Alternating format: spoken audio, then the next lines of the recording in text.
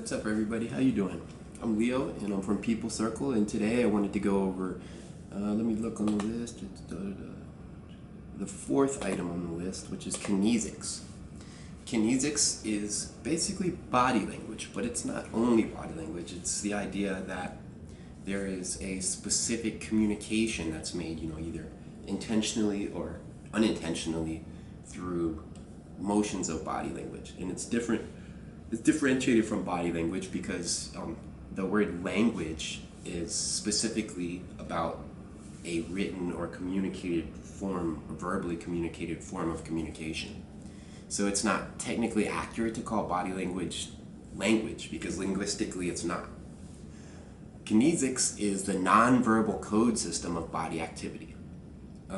It was in 1952 that the anthropologist Ray Birdwhistell published a book about kinesics, and he basically gave 6 key assumptions: that all body movements have meaning and potential, that have meaning potential in communicative contexts. Behavior can be analyzed in terms of patterns and because of patterns and repetitions. And although body action has biological limits, the use of body motion and interaction is part of the social system. People's visual bodily activity can influence others. Communicative functions of body activity can be studied, therefore. And a person's use of body activity will have unique idiosyncratic aspects, which is aspects that are unique to them, as well as being part of a larger social system of body language shared by others. So, Paul Ekman, I don't know if you've heard of him, he's a psychologist, and I think his name was Walter Friesen. They published a book in 1975 that said that there are 5 different types of nonverbal behavior. So he said that there are emblems, which are things which have a precise meaning. Like if I give somebody the finger, or I say like that, it means okay. These are body language that are a specific communication, that are not a nonverbal communication. They're not a communication of something that is not made in words. So if I do this, there's not really words for that, but if I do this, or those have words attached to them, and they're called emblems. And then there's illustrators, which they depict a verbal message, and then there's adapters, which are things that evince a release of bodily tension. So if I put my arms out to the side like this, or I rub the bridge of my nose, these are both examples of illustrators, of adapters, which are most of the time nonverbal, and they're very common, and they are for the purpose of calming oneself down. A lot of times they involve touching of oneself. So if somebody touches themselves, if they rub their knees or if they cross their arms, then most likely they have some sort of emotion inside of them that they're not even consciously trying to express. So like, for instance, a big myth is that if you cross your arms that you're being standoffish or defensive, when really that's not true. When people cross their arms, most of the time they're just trying to comfort themselves. And then there's also affect displays. An affect display is a display of an emotion or a feeling. And like I said, the second one, illustrators, these are 8 different categories of things. There's batons, which are movements that emphasize.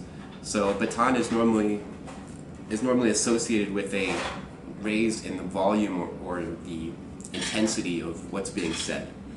So like if I say that you should do this now, in almost all circumstances, when someone uses a baton like that, or even a baton can be a facial gesture like that, where you lower or raise the brow. In almost all circumstances, when someone uses one of these batons, it's accompanied by a raise or a lowering in volume. And then there's an ideograph, which is a sketch. It's a spatial drawing of a thought's direction. So like the one I just did is a great example of an ideograph. I'm not really actually meaning to show anything, but if I wanted to show the entirety of my point, I would make a circle because I'm showing that there's an entirety, that it's a continuum that starts somewhere and ends somewhere, and it encompasses all of this. Or if you put your arms out to the side like this, you're being welcoming. And then there's in that case, you're being welcoming, you're making yourself bigger so that you can bring more people into your space, or you can bring people into your space more freely. And then there's what's called deictic movement, which is very simply just pointing at something. So if I point over that way, then most likely someone who sees that is going to look over that way, and it communicates that there's something that way that you should look at. And then there's spatial movement, which is when people identify their space. So a movement like this, or like being smaller, a movement like saying get out of my space, or backing up movement. These all identify your physical space. They identify your space bubble, as we used to call it in elementary school. And then there's rhythmic movement, which is a pacing motion, or it's a repetitive motion that is often as a result of either pensiveness or trying to express some sort of emotional tension which is inside. Then there is what's called a kinesic, which is when you depict a physical action. So if I say that I was running to the store, that's an example of a kinesic. I'm basically mimicking the action that I'm trying to communicate verbally. Then there's a pictograph, which is actually when you draw a picture in the air. So if I'm trying to describe the swing set that I had as a child, I would say that on one side there's a slide that comes down, and then there's some bars at the top. It's all made of wood. And then on this side there's a ladder that you can climb up, and then there's also some monkey bars out to the side over here, and each one has a rung on it.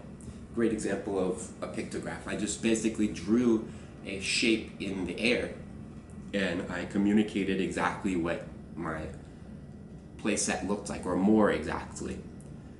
And this is different than in Idograph, which is not actually making a logical spatial picture in the air. Instead, it's making an airy or ethereal gesture that doesn't have a specific meaning.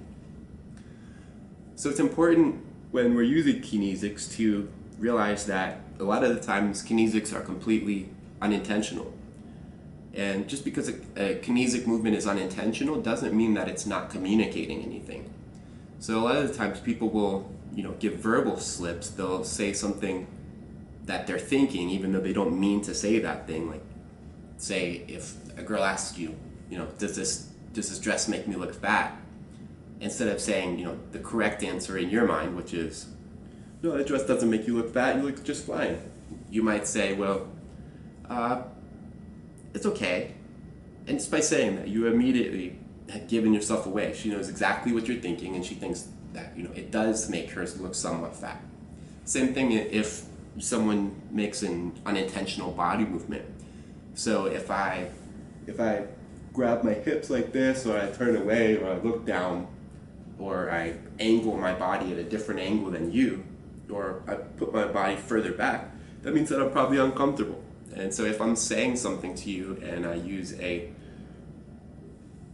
an adapter movement, which is one that regulates emotion, that releases tension emotionally, then you can use this as a sign to see, not necessarily that I'm being deceptive, but maybe that I'm uncomfortable with the situation. So like if you're talking to a girl and she uses an adapter movement, then that doesn't mean necessarily that she doesn't like you. It just means that she feels that there's some tension between the two of you, and she's doing what she can to release that because the mind just naturally wants to release tension.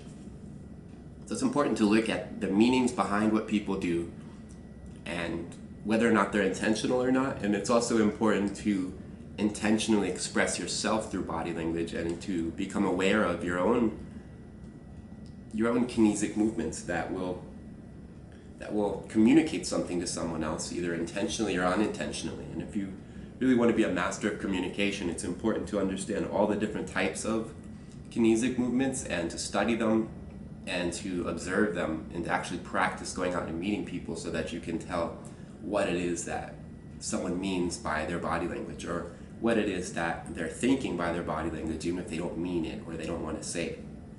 Anyway, thank you very much. I appreciate all the love and support.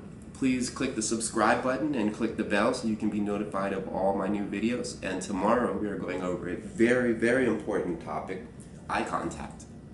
And I'm going to go over everything there is to know about eye contact so that you'll never have to worry, why is she looking at me like that again? Or what does this look mean? All right, thank you.